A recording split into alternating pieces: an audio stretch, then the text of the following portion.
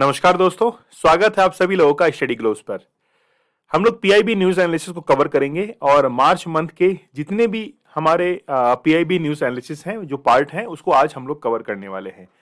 तो सबसे पहले हम लोग 1 से लेकर 7 मार्च तक के पीआईबी को कवर कर लेते हैं और उसके बाद में वीक टू वीक जो है हम लोग पूरे मार्च मंथ को कवर कर लेंगे। चलिए शुरू करते हैं हम लोग आज के सेशन को। आप में से बहुत सारे विद्यार्थी ऐसे होंगे जिन्होंने आवाज तो सुनी है और ऑलरेडी आप लोग मुझे स्टडी ग्लोब्स पर फॉलो भी करते होंगे, है ना। आप तो बाई फेस के साथ में आप लोग के साथ में मिलते हैं, कई लेक्चर्स जो है आप लोग के लिए लेते हैं। मेरा हमेशा कंसर्न ये रहता है कि मैं कोई ना कोई नॉलेज जो है वो आप लोगों के लिए डिलीवर करूं। एक सबसे बड़ी प्रॉब्लम ये रहती है कि बहुत सारे विद्यार्थी आप लोगों में से ऐसे हैं जो केवल एक न्यूज की तरह भी जो है कई बार किसी भी जो है उसको देखते हैं, किसी भी इंफॉर्मेशन को, तो वो भी जो है वो लेक्चर डिलीवर कई बार आप लोगों के लिए करने पड़ते हैं, ठीक है। लेकिन आप लोग जो पीआईबी न्यूज एनालिसिस को कवर करते हैं ये आप लोगों के लिए काफी हेल्प करती है और जितने भी मेंस के एग्जाम होते हैं या फिर पीसीएस के एग्जाम होते हैं, चाहे हम लोग प्रीलिम्स की बात करें, मेंस की बात करें, वहां पर आप लोगों को ये जो न्यूज एनालिसिस है काफी हेल्प आपको करता है। चलिए शुरुआत करते हैं हम लोग आज के बहुत बेहतरीन सेशन की। दीपक इंदौरा 021 ये मेरा इंस्टा हैंडल है। आप लोग मुझे दीपक इंदौरा ऑफिशियल टेलीग्राम चैनल पर फॉलो कर सकते हैं। यहाँ पर मुझे आप लोग ज्वाइन कर लीजिए। जितने भी लेक्चर्स के नोटिफिकेशंस होते हैं वो आप लोग को यहाँ पर अवेलेबल करवा दी जाते हैं। आज हम लोग क्या क्या कवर करने वाले हैं, सबसे पहले देखिए, आप लोगों ने एक मार्ग का सुना होगा जिसको हम लोग कहते हैं मिडल पाथ। जैसे बौद्ध जो थे वो मिडल पाथ को हमेशा फॉलो किया करते थे। जितने भी एडमिनिस्ट्रेटिव ऑफिसर्स होते हैं उनको भी यही सिखाया जाता है कि आप हमेशा जो है मिडल पाथ को फॉलो करें, ठीक है। तो क्या हम लोग इसी मिडल पाथ को यूज करके पूरी दुनिया के सामने कोई एग्जांपल सेट कर सकते हैं, जानेंगे इसके बारे में।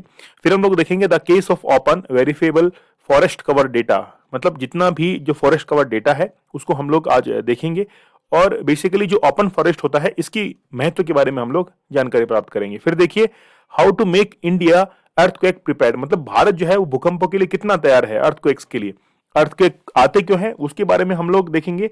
और बेसिकली भारत के जितने भी ज्योग्राफिकल एरियाज हैं उनको कितने भूकंप जोन के अंदर जो है, अर्थक्वेक जोन के अंदर डिवाइड किया गया है।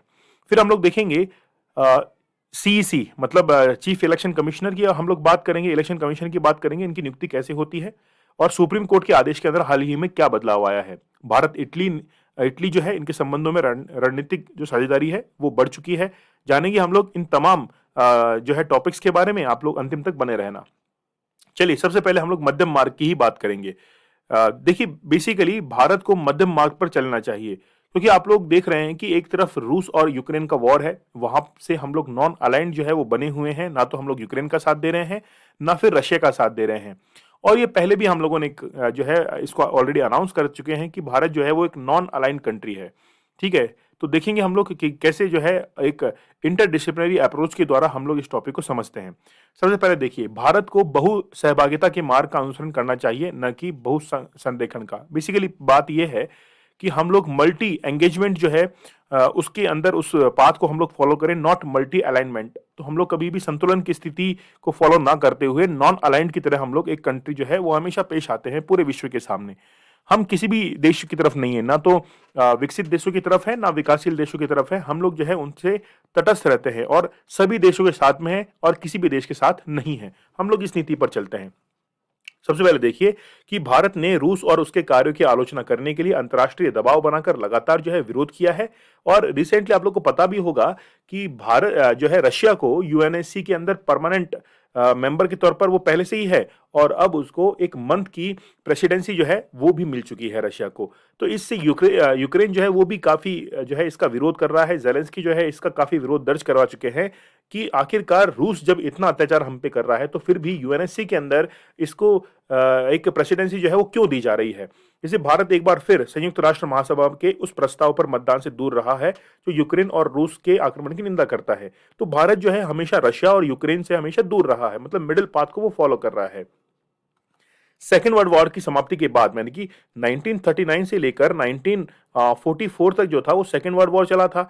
उसमें अमेरिका और रशिया जो है यूएसएसआर वो एक बाईपोलर यानी कि एक तरफ जितने भी हमारे कैपिटलिस्ट कंट्री थे उनका प्रतिनिधित्व यूएसए कर रहा था और जितने भी कम्युनिस्ट कंट्री थे उनका जो रिप्रेजेंटेशन है वो कौन कर रहा था, यूएसएसआर कर रहा था।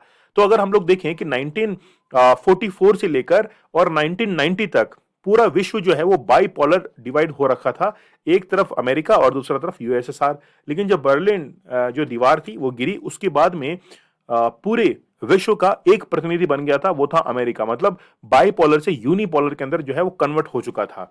अगर हम लोग प्रेजेंट सिनेरियो के अंदर बात करें तो प्रेजेंट सिनेरियो के अंदर पूरे विश्व में कोई भी पोलर नहीं है, हम लोग कह सकते हैं कि मल्टीपोलर है। और मल्टीपोलर जो है वो पूरा विश्व बना हुआ है। देखिए, बहुत छोटी सी मैं आप लोगों को बात बताता हूं कि अगर भारत से ये पूछा जाए कि आप विश्व में व्यवस्था कैसी चाहते हैं, बाइपोलर, यूनिपोलर या मल्टीपोलर, तो भारत कहेगा कि हम मल्टीपोलर के समर्थन में है। फिर भारत से पूछा जाए कि एशिया में क्या चाहते हैं, एशिया के लिए कहेगा कि मल्टीपोलर। लेकिन अगर साउथ एशिया की जब बात आती है तो भारत हमेशा ये कहेगा कि यूनिपोलर होना चाहिए, और उसका रिप्रेजेंटेशन कौन करेगा, भारत ही करेगा। ठीक है, चलिए। तो रिसेंटली जो है रूस की जो भी आक्रामक नीति है भारत के द्वारा, उसको कहा गया कि आप जो है इसको एक बैलेंस कंडीशन के अंदर पहुंचा दीजिए। ठीक है, चलिए। दुनिया की प्रवाह में छोड़कर, मतलब leaving the world in flux, मतलब पूरी की पूरी वर्ल्ड जो है वो एक तरफ रूस की तरफ गए हुए हैं, कुछ देश जो है वो यूक्रेन की तरफ हैं, लेकिन भारत जो है वो उनसे एक मिडिल पाथ जो है, मध्यम स्थिति के अंदर बना हुआ है। तो दुनिया किस दिशा में जा रही है, इस पर स्पष्टता का अभाव भारत जैसे मध्यम शक्तियों के नीति निर्माण को कठिन जो है वो बना देता है। क्योंकि आप लोग को पता है कि भारत हमेशा अपनी अर्थव्यवस्था को एक जो है सोशलिज्म के आधार पर, समाजवाद के आधार पर जो है उसको टैकल करता है, जबकि कई सरकारें भारत, रूस, चीन सहित बहुध्रुवीयता का स्वागत जो है वो करती हैं। ठीक है, मतलब मल्टीपोलर का हम लोग क्या करते हैं, अधिकतर समर्थन ही करते हैं। ठीक है, जब भारत स्वतंत्र हुआ तो शीत युद्ध अपने प्रारंभिक चरण में था, क्योंकि 1944 के अंदर जो है शीत युद्ध, कोल्ड वॉर जो है स्टार्ट ही हुआ था, और हमको जो स्वतंत्रता मिली थी वो 1947 के अंदर मिली। मतलब शुरुआती दौर ही था। दोनों जो देश थे वो अपनी अपनी रणनीति अपना रहे थे, यूएसए और यूएसएसआर। और भारत ने नॉन अलाइंड की जो है वो वहां पर एक रणनीति जो है वो मिडल पाथ को यूज किया था। ठीक है, चलिए। अत्यधिक आदर्शवादी के रूप में आलोचना की गई। भारत वास्तव में वैश्विक और क्षेत्रीय समीकरणों में बदलाव के लिए खुद को पढ़ने में लचीला रहा है। 1970 के दशक में चीन द्वारा अमेरिका के करीब जाने के बाद भारत ने सोवियत संघ की ओर झुकना शुरू किया, लेकिन सोवियत नेतृत्व वाले किसी भी सैन्य गठबंधन से वो क्या रहा है, बाहर रहा है। ठीक है, जब सोवियत संघ का पतन हुआ तो भारत ने अमेरिका के साथ अपने संबंधों को बदलने और वैश्वीकरण के नए युग में खुद को वैश्विक अर्थव्यवस्था के साथ एकीकरण करने की जो है मांग भी की थी। यानी कि जब यूएसएसआर का पतन हुआ था, 1991 की बात है, और भारत ने उस समय अपनी इकोनॉमी को बिल्कुल ओपन कर दिया था। तो भारत चाह रहा था कि भारत की जो इकोनॉमी है वो वर्ल्ड इकोनॉमी बन जाए, इनकी वर्ल्ड इकोनॉमीज जो है उनके साथ में टाई अप हो जाए। इसलिए हम लोग चाह रहे थे कि हमारी जो पहले क्लोज इकोनॉमी थी उसको हम लोग जो है ओपन इकोनॉमी के अंदर कन्वर्ट कर दें, और ऐसा किया भी हम लोगों ने। और इससे जो थे वो चाइना काफी नाराज हुआ था हमसे। चाइना, यूएसएसआर जो है, इन्होंने काफी नाराजगी उस समय व्यक्त भी की थी, लेकिन आज सिनेरियो जो है वो बिल्कुल बदल चुका है। ठीक है, अगर हम लोग साउथ एशिया की बात करें तो चीन की महान शक्ति प्रतियोगिता ठीक भारत के पड़ोस में शुरू हो रही है। मतलब अगर साउथ एशिया के अंदर बात करें तो एक तरफ इंडिया है और एक तरफ चाइना है, और कोई भी जो है वो कंपटीशन के अंदर नहीं है। केवल दो कंट्री जो हैं वो हमेशा इसके जो कंडीशंस हैं, यानी कि पावर बैलेंस के अंदर लगी रहती हैं। ठीक है, क्योंकि चाइना और इंडिया जो है वही इस चीज को बैलेंस कर सकती हैं।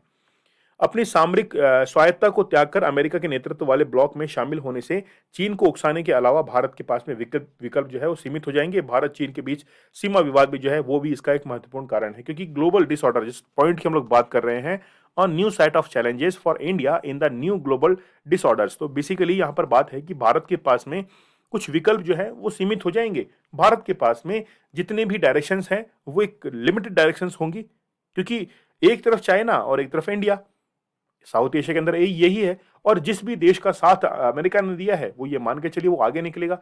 लेकिन अमेरिका इस मामले में बड़ा सतर्क रहता है। अमेरिका चाहता क्या है कि मैं पाकिस्तान का भी साथ दूं और इंडिया का भी साथ दूं। वो स्पष्ट तौर पर कभी भी इंडिया के साथ आता नहीं है।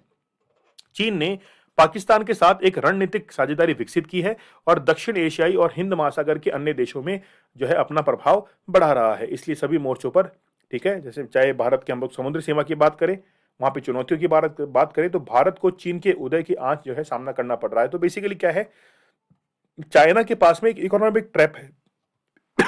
तो भारत जो है वो हमेशा नॉन अलाइंड की तरफ जो है वो हमेशा बढ़ता है। देखिए, एक दूसरा चैलेंज भी हमारे पास में है कि अफगानिस्तान से अमेरिका की वापसी हो चुकी है। वहां पे जो अमेरिकन ट्रूप्स हैं उनका विड्रॉ हो चुका है, और तालिबान जो है सत्ता में आ चुका है। और आप लोगों को पता है कि तालिबान जो है वो हमेशा भारत के खिलाफ रहता है।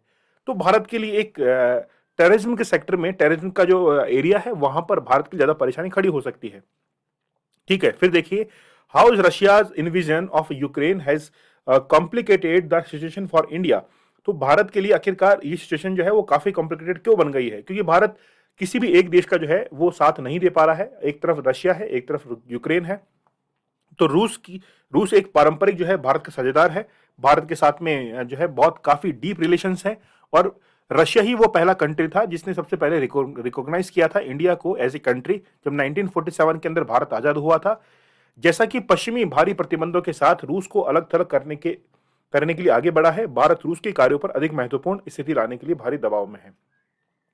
यूरोप में रूस को अलग थलग करने का पश्चिम का कदम देश को चीनी आलिंगन में की ओर धकेलेगा। मतलब देखिए, बेसिकली क्या है कि जितना आप यूरोप से यूएसएसआर को, रशिया को दूर करोगे, वो चाइना के साथ में उतना ही करीब पहुंच जाएगा। जैसे हम लोग नॉर्थ स्ट्रीम लाइन की बात करें, तो नॉर्थ स्ट्रीम लाइन जो है, गैस की आपूर्ति, गैस की सप्लाई जो है रशिया ने बंद की, लेकिन उसके बाद में नेगेटिव इंपैक्ट जो है वो रशिया के ऊपर ही पड़ा।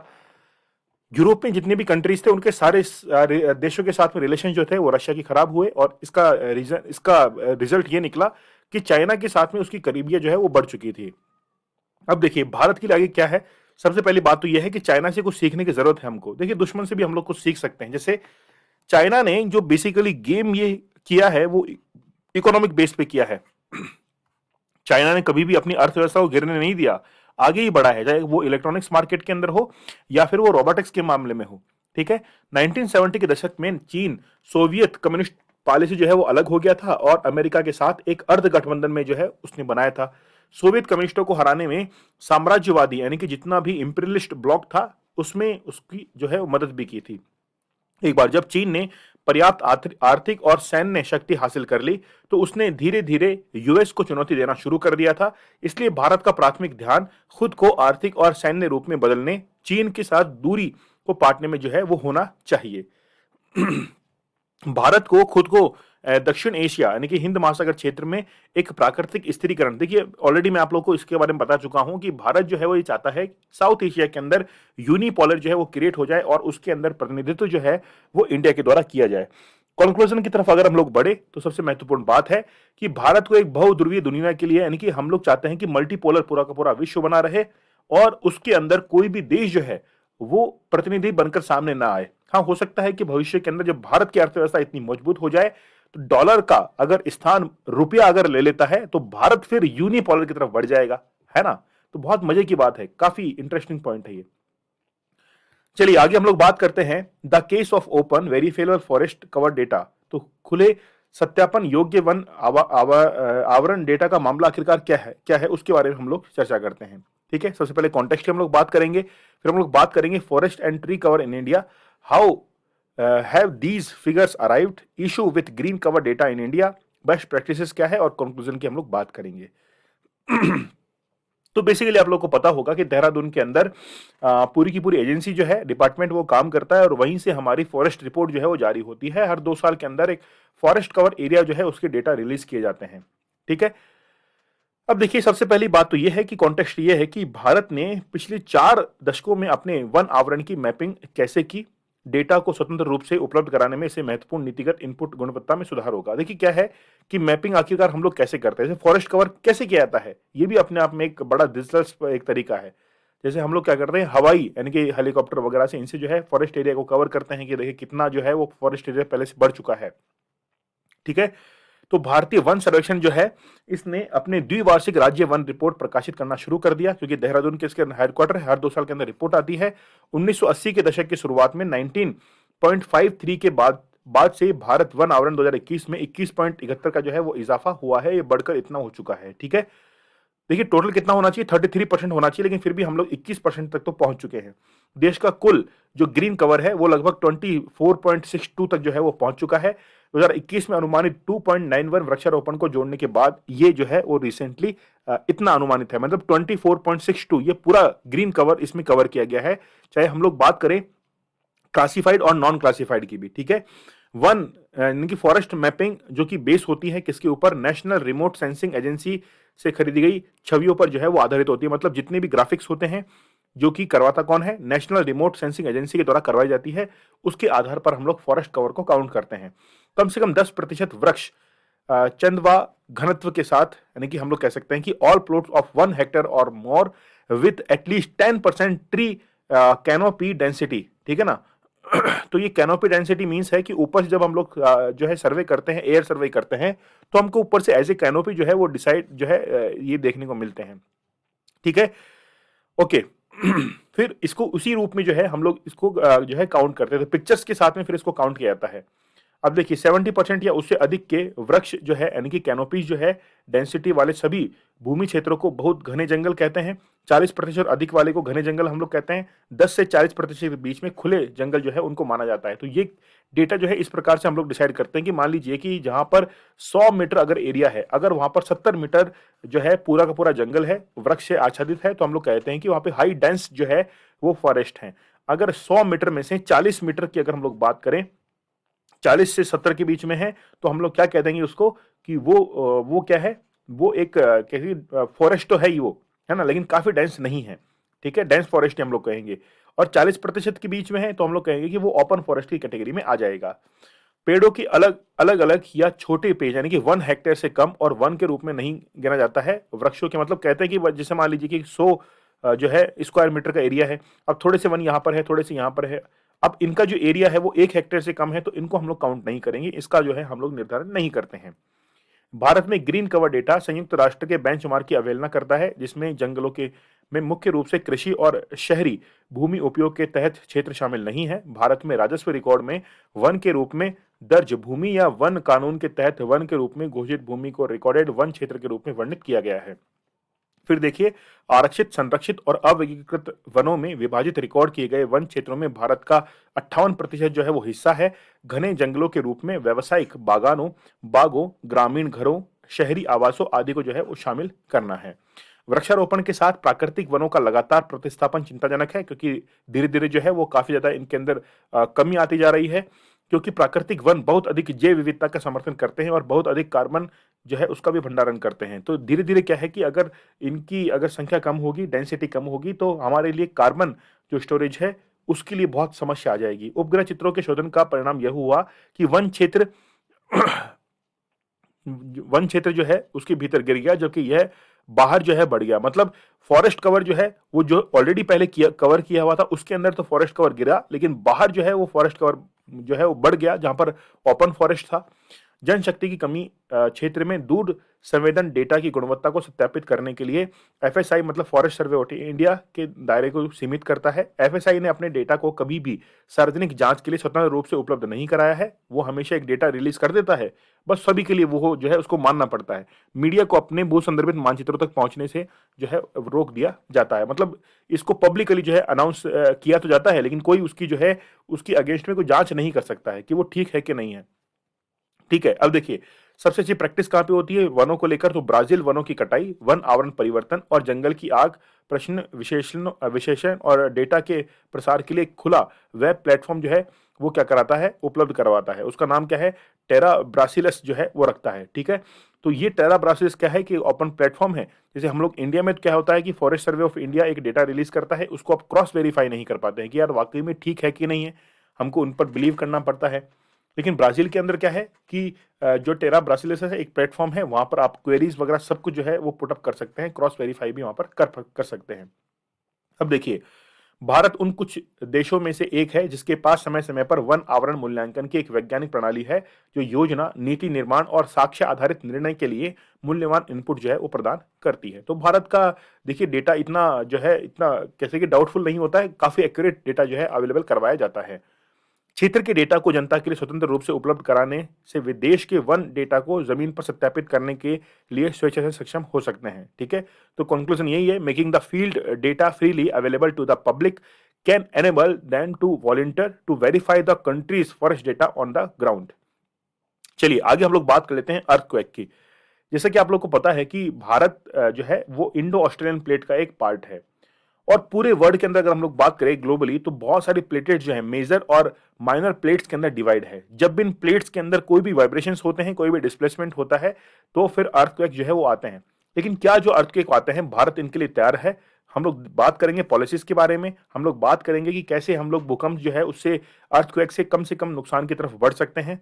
ठीक है। और जापान और सैन फ्रांसिस्को के अंदर इतने भूकंप आते हैं, लेकिन फिर भी वहां पर बहुत कम हानि होती है। देखेंगे उसके बारे में भी।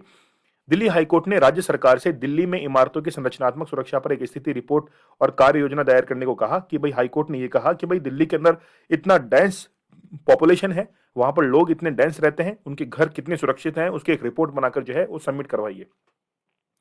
भारतीय भूमि का लगभग 59% भूभाग जो है, यानी कि वहां पर अर्थक्वेक आते हैं, और अदालत के द्वारा ये चिंता व्यक्त की गई कि यार इतने सारे भूकंप आ रहे हैं, आप इससे कैसे निपटेंगे, बहुत सारा जान माल जो है वो हानि हो सकता है। अगर हम लोग जोन की बात करें तो हम लोग लगभग जो है इसको 4 जोन के अंदर डिवाइड कर सकते हैं। फर्स्ट जोन को तो रिमूव कर दिया गया था, तो जोन 2, जोन 3, जोन 4 और जोन 5, ठीक है। तो जोन 5 जो है वो वेरी हाई रिस्क वाला जोन जो है वो होता है। मतलब आपको पता है कि रिएक्टर स्केल पर हम लोग अर्थक्वेक को मेजर करते हैं, और रिएक्टर स्केल के अंदर एक जो है अगला पॉइंट पिछले पॉइंट से 10 गुना ज्यादा तेज होता है, ठीक है।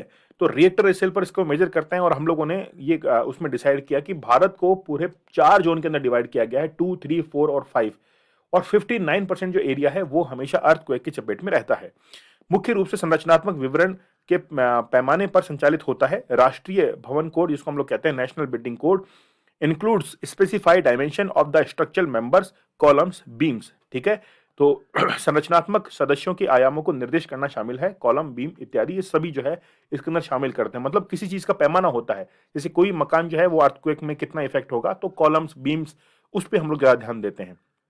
फिर हम लोग बात करें नेशनल रेट्रोफिटिंग प्रोग्राम के बारे में।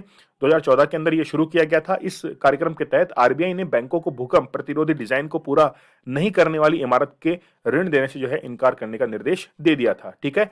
इशू विद द पॉलिसी, इस पॉलिसी के साथ में आखिरकार इशू क्या है? यह उन इमारतों की उपेक्षा करता है जिनका निर्माण 1962 में ऐसे कोड प्रकाशित होने से पहले किया गया था।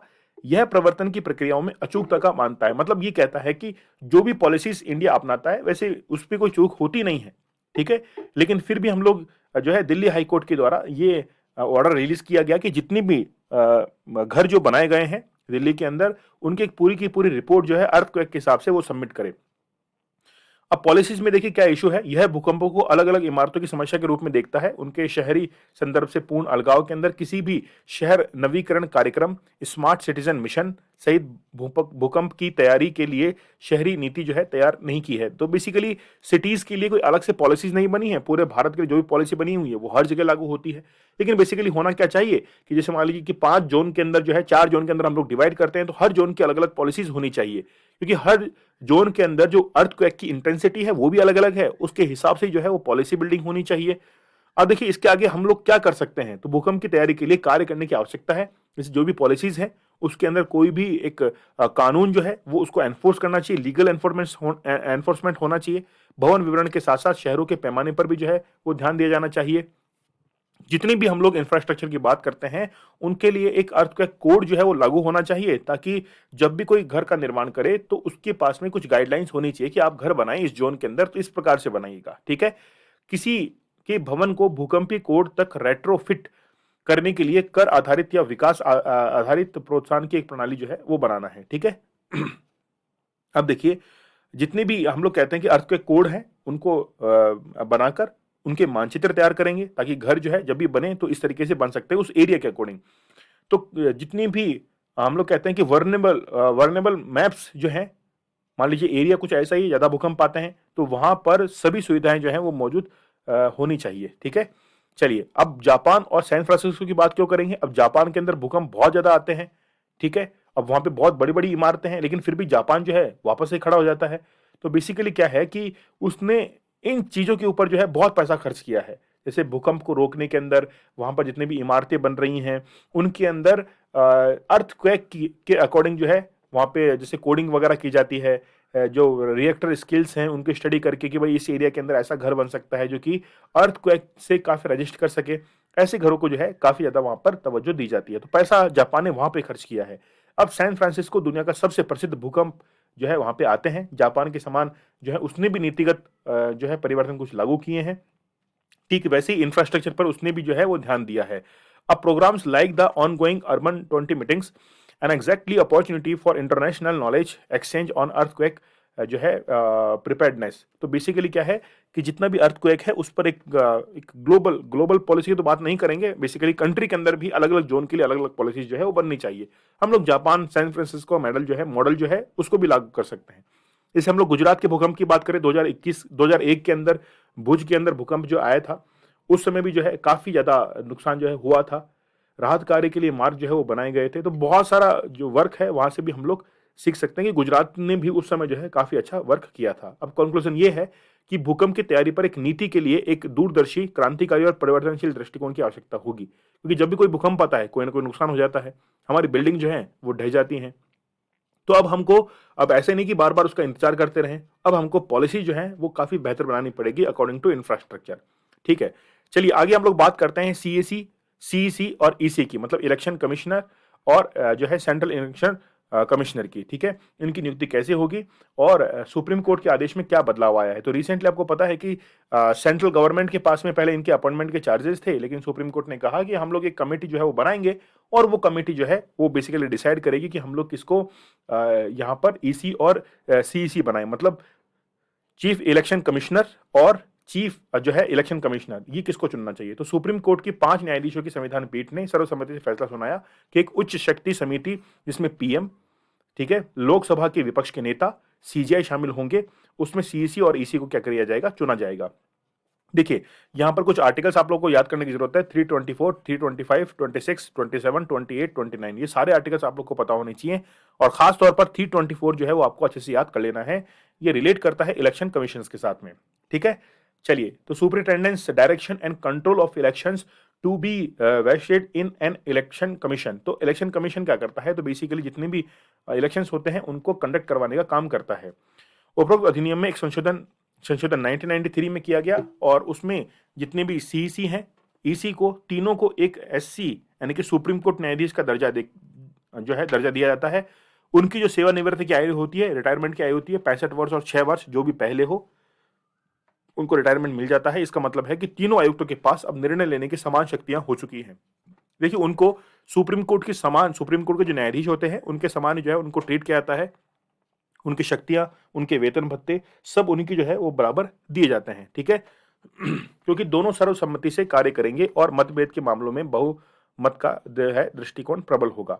चुनाव आयोग की शक्तियां जैसा कि संविधान में परिकल्पित है, ऑलरेडी हम लोग कॉन्स्टिट्यूशनली बॉडी है एक ये, ठीक है, इलेक्शन कमीशन। और इलेक्शन कमीशन जो है इसका निर्माण कब किया गया था, 25 जनवरी 1950 को, है ना, 25 जनवरी 1950 को। और सुकुमार सेन जो थे वो उसके पहले आयुक्त जो है वो बनाए गए थे। पहले केवल एक सिंगल मेंबर जो है इसमें हुआ करते थे, अब तो 3 मेंबर होते हैं।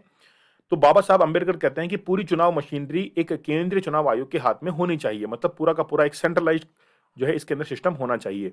वह आगे स्वीकार करते हैं कि सीसी और अन्य ईसी के पद पर अपात्र व्यक्ति के नामांकन को रोकने के लिए संविधान में कुछ भी नहीं है। संसद ने बाद में आरपीए 1951 को अधिनियमित किया। आयोग की शक्तियों को परिभाषित करने और बढ़ाने के लिए जो है उसने काम किया। सुप्रीम कोर्ट 1977 में अगर बात करें तो मोरारजी देसाई की सरकार बन गई थी उस समय। जो है निर्वाचन आयोग है उसके पास में, चाहे हम लोग सुपरिटेंडेंसी की बात करें, चाहे डायरेक्शन की बात करें, कंट्रोल की बात करें, तो सभी जो शक्तियां हैं वो उसके पास में थी। लेकिन कभी भी कॉन्स्टिट्यूशन ने ये डिफाइन नहीं किया कि नियंत्रण होता क्या है, ठीक है, निर्देशन क्या होता है, अधीक्षण क्या होता है, सुपरिटेंडेंसी होती क्या है ना। मतलब वो बेसिकली लिमिट्स जो है यहाँ पे निर्धारित नहीं की गई है, संविधान के द्वारा कभी भी इसको परिभाषित नहीं किया गया है। आयोग ने एक स्वतंत्र और तटस्थ प्राधिकरण के रूप में कार्य करके जनता का विश्वास जो है अर्जित किया है। यह उपलब्धि इसलिए संभव हो पाई है क्योंकि आयोग को स्वायत्ता प्राप्त थी और इसका कामकाज कार्यपालिका और न्यायपालिका के हस्तक्षेप से अछूता था। मतलब कभी भी एग्जीक्यूटिव और जुडिशरी जो है वो इसके अंदर कभी भी इंटरफेरेंस जो है वो नहीं करती है।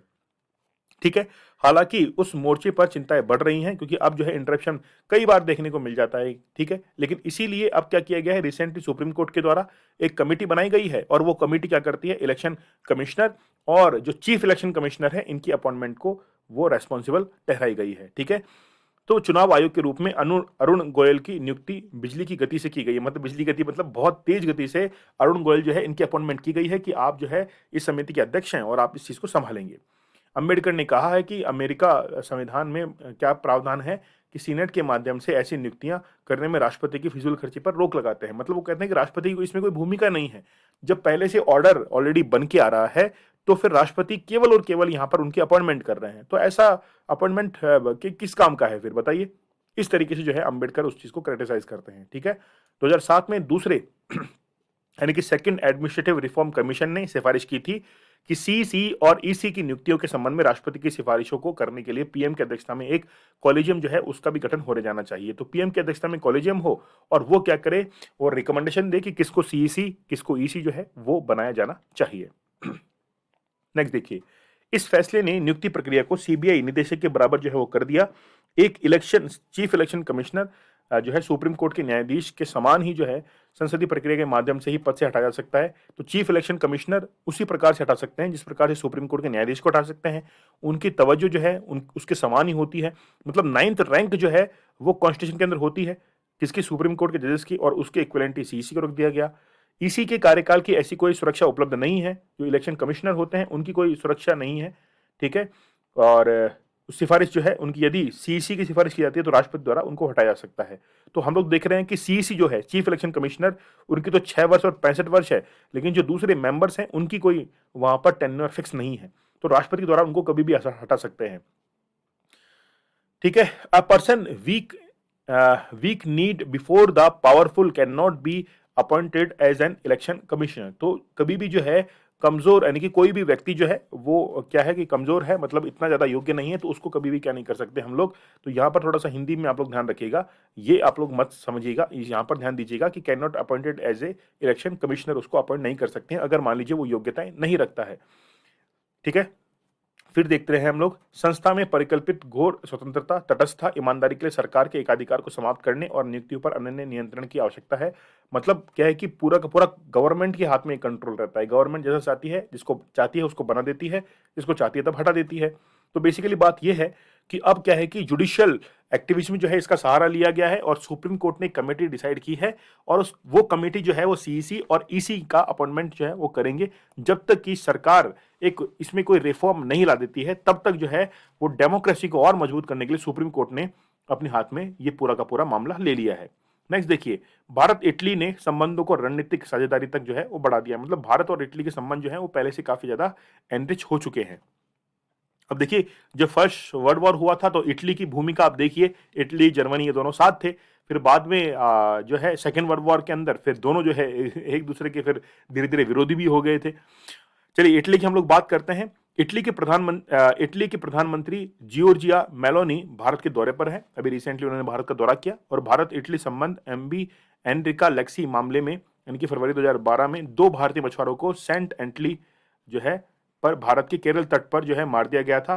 और आप लोगों को पता है कि बहुत सारी घटनाएं मछुआरों को लेकर होती रहती हैं। इटालियन जो वहां पे ऑफिसर थे उन्होंने क्या किया था कि भारतीय मछुआरों को जो है यहाँ पर मार दिया था, शायद आप लोगों को पता भी होगा। तो इटली के दो नौसैनिकों को जो है गिरफ्तार किया गया, जेल में भेजा गया। इससे दोनों देशों के बीच में राजनयिक मुद्दे जो है वो पैदा हो गए थे। ठीक है, पॉलिटिकल इश्यूज कई सारे क्रिएट हो गए थे। भारत और इटली ने 1947 में राजनीतिक संबंध जो है स्थापित किए थे। तो जब से देश बना है भारत तब से ही जो है वो हमारे राजनीतिक संबंध हैं। भारत और इटली ने अपने द्विपक्षीय संबंधों को रणनीतिक साझेदारी के स्तर तक उन्नत किया है। 2020-2024 द्विपक्षीय संबंधों के लिए कार्य जो है वो योजना तैयार की है। 2022 में दोनों देशों के बीच द्विपक्षीय व्यापार 15 जो है बिलियन डॉलर तक भी वो जो है वो पहुंच चुका है। इटली यूरोपीय संघ में भारत के शीर्ष 5 व्यापारिक देशों में से एक है। मतलब इटली भारत के लिए बहुत इंपॉर्टेंट है। जब भी हम लोग बिजनेस के बैलेंसिंग की बात करते हैं, व्यापार संतुलन 80 के दशक की शुरुआत से ही भारत के पक्ष में रहा है। भारत ने इटली को मेक इन इंडिया और आत्मनिर्भर भारत अभियान में भागीदारी के लिए आमंत्रित किया, जिसमें नवीकरणीय ऊर्जा, हरित हाइड्रोजन, आईटी, दूरसंचार, अन्य क्षेत्रों में अंतरिक्ष पर ध्यान केंद्रित किया गया है। ठीक है, तो भारत और इटली के बीच स्टार्टअप ब्रिज की स्थापना की गई है। मतलब भारत और इटली के संबंध बहुत पुराने हैं। जैसे रशिया के साथ में हमारे संबंध है वैसे इटली के साथ जो है रहे हैं।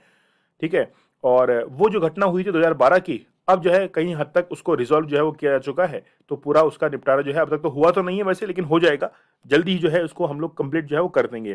तो भारत की IT company Tata consultancy services की इटली में बड़ी उपस्थिति है, जिसके देश में 2500 से अधिक जो है वो कर्मचारी वहां पर काम करते हैं। तो इटली के अंदर भी टीसीएस का जो है वो वहां पर एक ऑफिस जो है वो बनाया गया है। ठीक है, सेंट टिमाना डेला लिंगुआ इटालियाना नेल मोंडानी की विश्व में इतालवी भाषा का सप्ताह, इसको हम लोग कहते हैं, भारत में इतालवी भाषा और संस्कृति का जश्न जो है वो मनाया गया। इटली में भारत का साल भर चलने वाला उत्सव जो है सृजन, सृजन के नाम से ये साल भर उत्सव चलता है।